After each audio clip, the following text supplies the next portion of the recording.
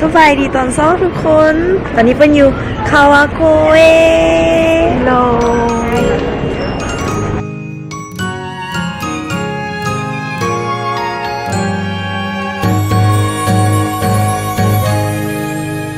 もし5分前に戻れるなら何をしますか私はさっきの返事もう一度したいどうしてあんなにそっけなくคาวาโกเอเนาะก็อยู่ที่ไซตามะซึ่งบ่ห่างจากโตเกียวเลยพยายามมาลินจะเริ่มมาลินได้เพราะมันเป็นเมืองเก่าแบบนี้เดี๋ยวเขาซ่อมบนแผนที่ก่อนเขาอยากไปบนนี้เนาะมันเป็นโกดังบูฮานโกดังแบบสมัยแต่ก่อนเนาะมันไปถ่ายรูปมันต้องงามเลยแหละ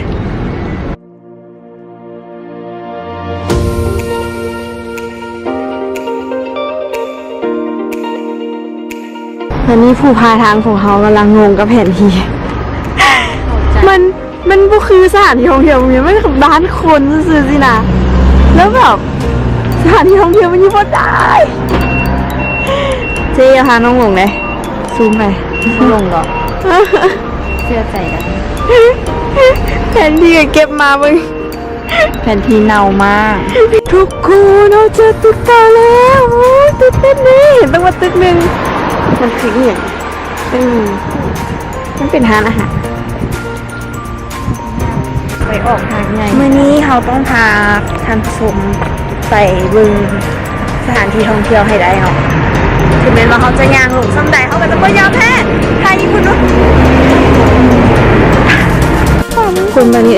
เรากำลังเจอสิ่งมหัศจรรย์ของโลกเนาะพวกเขามาตามชีวิตติดจอของเนี่ยเนาะเราตกใจกับดอกไม้เนาะที่ใหญ่เท่าฝ่ามือเนาะใหญ่กลัวอีกมันเป็นสิ่งมหัศจรรย์ของโลกเนาะเมืองหน้าเราจริงจังขนาดเลยเราห้องไปเข้าไปตามชีวิตทุกคนกดไลค์กดแชร์เป็นเด้อก็ต้องขอบใจทุกคนหลายเนาะที่เข้ามาดูวิดีโอเกาหลีของเปิ้ลหันไลค์แล้วก็แชร์หลายๆเห็นบ่คำสั่งไม่มีเขาสั่งไม่มีตอนนี้เปิ้ลกำลังพยายามไปคาเฟ่ที่เปิ้ลเห็นตอนหน้าเลยเนาะเปิ้ลให้ทุกคนเบิ่งเพราะมิงเรารู้สึกอยากมิงไม่เป็นตาแซ่บทุกคนเป็นตาแซ่บบ่ราคาก็จะประมาณนี้นะคะลองเข้าไปเบิ่งในนี้เขาขอช็อกโกแลตเขาเปิดได้ว่า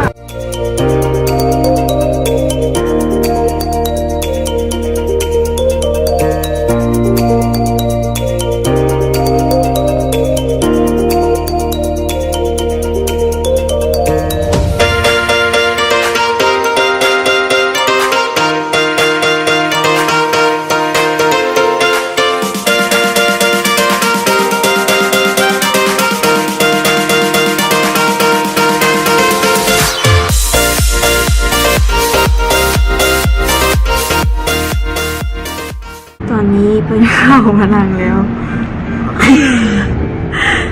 มินอย่าตกใจทำตัวให้ชินเพราะเพิ่นจะเห็นวิดีโอแบบนี้ไปจนฮอตกุ๊กสไปเอาออกเบิ่งหน่อยนึงเพื่อหอยยิ้มของทานผู้ชมหน้าหักเนาะแก้มมีแก้มนึงก็หน้าหักแบบจอยโวบหลายกับบ่งามนะเนาะอ่ะบ่ไผเว้าเนาะเฮาก็ว่าซั่นแหละหลายคนเว้าในนั้น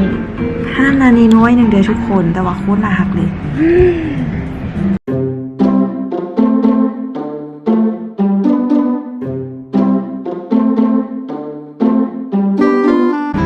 ี่มิงรีวิวเห็ดอันนั้นด้วยมิงเห็ดแบบปากติดนมอย่างสิมาไอ้มิงว่ากลิ่นฮ้อนเด้อนมฮ้อนเห็ดแบบได้ค่ะพี่เห็ดปากติดนมโอ้ยแบบผู้บ่าวก็จะมาแบบเลียซะบอกเขายุ่งว่าเขาเลียซ้ำเขาสินี่มีไวไฟนำเนาะมีแล้วไวอีกดีหลายห้านี้แนะนำเด้อซื้อห้ามา Green Coffee อย่างเกาะ Green เหรอฮาวาจีลินถูกเอ้าจีลินรู้ว่าเถียงเนาะว่าเถียงเขาเก่งภาษาอังกฤษจีลินคอฟฟี่เขาจะมาสอนภาษาอังกฤษเลยเนาะคำว่า coffee ของภาษาอังกฤษเนาะจะเป็น coffee เป็นหมอภาษาลาวกับกาแฟและส่วนภาษาญี่ปุ่นจะเป็นโคฮี สอนภาษาญี่ปุ่นนี่ละคำก็ดีได้เวลาเฮ็ดวิดีโอเนาะเขาก็จะสอนญี่ปุ่นไปนำกับเป็นประโยชน์เนาะเป็นมอทุกคนมาก็จะได้นั้น คือเขาจะสั่งกาแฟเขาแบบโคฮิคุดาไซโคฮิคุดาไซออกเสียงดูเราญี่ปุ่นดุนแล้วเนาะเอาดีๆได้คุณตั้งความหวังไหนโคฮิเนาะเสียง ได้เรื่องอยู่ได้เรื่องต่อไปเบาๆต่อไปเขาจะสอนภาษาญี่ปุ่นนี่ละคำ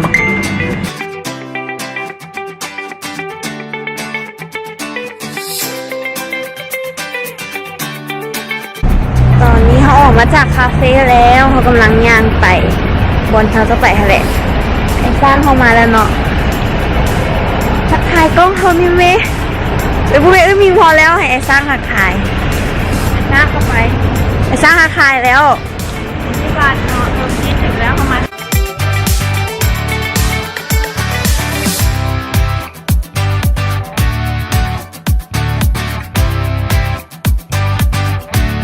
ว่าจังไหนเนาะสาวมิงเนาะตอนนี้เขามาอยู่วันไหนแล้ว ตอนนี้เขาอยู่วัดที่มีชื่อว่าเดงเคจิ เด้งเคจิ โดยก็บ่ฮู้ว่ามันมีความหมายอย่างไรกะเข้ามาเบิ่งซื่อๆ พออยู่ญี่ปุ่นเขาเห็นวัดหลายแล้วเนาะแล้วแบบเขาอยากเห็นอันอื่นที่บ่เป็นวัด อยู่ลาววัดก็หลายละนี่อย่างวะไอ้มิงให้อธิบายเรื่องการล้างมือ เล่นกับบุ้ง เป็นอย่างเข้าวัดทุกวัดต้องมีอันล้างมือแบบนี้ เล่นกับบุ้งฮู้ทำไอ้ช้าง ไอ้สร้าง เดินอย่างว่าจากเดินล่าง ล้างความสั่วให้ไอ้มิง บุรี ไอ้มิงหิบล้างความสั่วให้ออกไปไวๆเบิ่งจะมาล้างความสั่วให้กันเนาะสั่วทำไหนล้างเอาให้หมดเลยเขาอาจจะตักไปขายเนาะเอาไปล้างความสั่วสิ ต้องผมใช่ป่ะ อมน้ำล้างปากเอาปื้นล้างออกให้หมดออกหมดแป้งหันอยู่หน้าโบกทำไหนนะออกหมดจะล้างความสั่วให้ออกกินน้ำโอ้เดี๋ยวแป้งออกลิปที่ออกเอาเสียเงินแพงเขาจะโบให้อีหยังตบ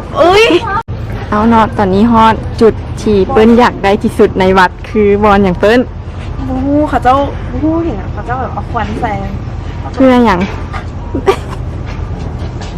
มึงไอ้ช้างเอาควันเข้าเพื่ออย่างกับบู๊เขาพูดว่าควันนี่มีน้อยหนึ่งเนาะเขาเกิดอุ้ยน้ำหอมเขาซื้อแพงนี่น้ำหอมออกเห็นอะไรบ่ได้เดี๋ยวกินควันติด ลืมทุกคนยี่นี่ก็จะมีบอลโยนเหรียญคนญี่ปุ่นส่วนใหญ่เขาจะมักโยนเหรียญอย่างประมาณนี้แหละเหรียญอย่างเกาะปกติเขาจะโยนได้มีแต่เหรียญ5ว่ะเหรียญ5เท่านั้นเหรียญ5เยนเท่านั้นเอาว่ะแล้วแต่คนว่าแต่ส่วนใหญ่ก็เหรียญ5บ่แล้วก็มีสั่งมิงเขาว่าสั่นเขาก็บอกว่าสั่งละครังเนาะ สั่น โอเคมีชีวานเหรียญโยนเหรียญโยนมันก็ชีโยนเหรียญ10เด้อ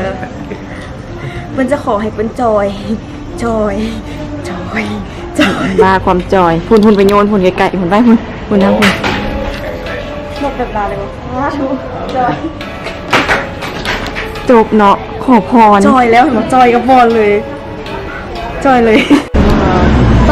こちらが一番人気。さあ、きなこ豆をお配りしております。豆の専門 เป็น 店 ไงเขาต้องให้ซิมเม็ดหมักถั่วเคลือบด้วยผงคินาโกะอย่างจับยางเนาะซิมเบิ่งเอาซิมหมดโอ้ตรงว่าแบบญี่ปุ่นไหม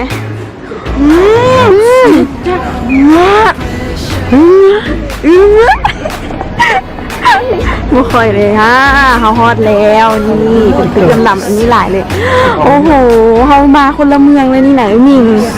เขาไม่ได้อยู่โตเกียวแล้ว ตอนนี้เขาอยู่เนาะ ตอนนี้เขาไม่ได้อยู่โตเกียวแล้วเขาอยู่ไซตามะหมดแล้วคือหาจัด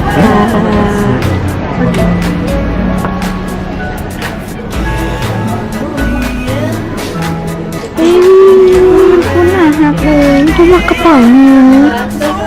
งานเล็กคุ้มฮักเลย แพนเค้กหน้าใหญ่เนาะหน้าหักหน้าใหญ่หน้าหักหน้าใหญ่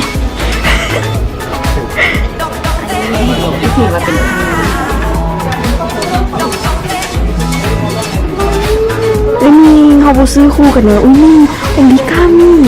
ที่มันเป็นจะไม่หล่อนั่นค่ะใครอยากเป็นหัวซิปท็อปอันดับหนึ่งของห้างเอ๊น้องมึงมีเงินอยู่เงินเลยเด้อก็ไอ้สร้างเขาอยู่เงินเลยเด้อ ยืมเท่าไหร่ นี่มองคุยปฏิเสธเขาขอเงินเลยเด้อ ตอนนี้คือสิบว่าไงแต่ตะกี้ยืมเท่าไหร่ ไอ้มิงนะส่วนเขากินเมื่อวานนี่หมดเงินใช่ไหมตอนนี้คนฟูดหลายเลย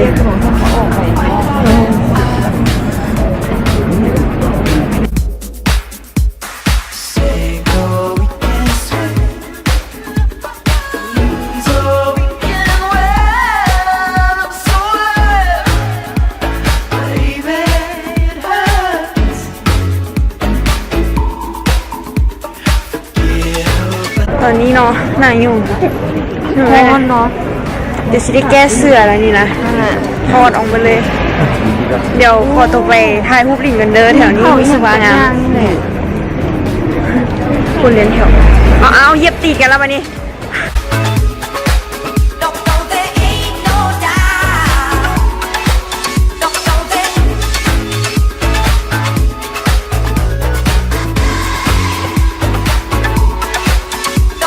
วันนี้เนาะเขาอยู่หลวงพระบางแล้ว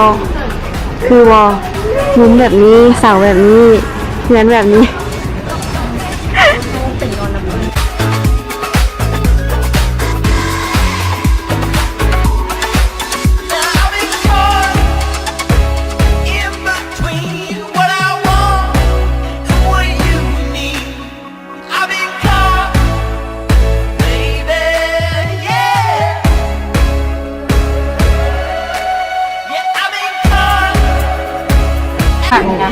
ไผ่คันเคยเบิ่งหนังอีหยังเกาะครับแบบหนังอย่างวะโซนาลีโนโตโตนี่แต่ย่านที่สุดละน่าฮักที่สุดเลยเพลงนี้น่าฮักเด้สุดท้ายเขาก็เป็นหมู่กันเนาะ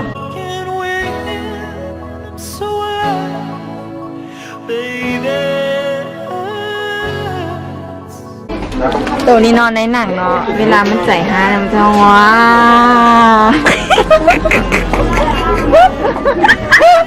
จ้างตัวมายอมแพ้ให้แบบไม่มีเมื่อกี้ดู เนี่ย เอาว้าอย่างเงี้ยเลยพอนี่เขากำลังวางแผนว่าจะกินข้าวฮานี่เนาะคือจะแซ่บบ่ซิมเลย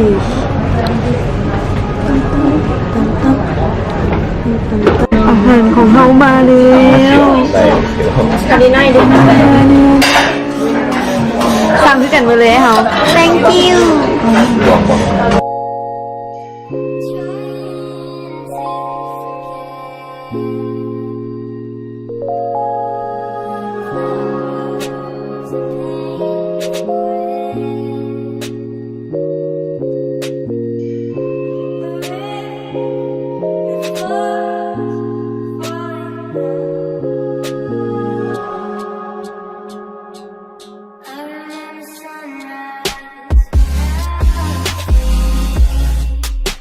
เอาสาวเพื่อนเดี๋ยวนี้เฮาอยู่ใส่เนาะ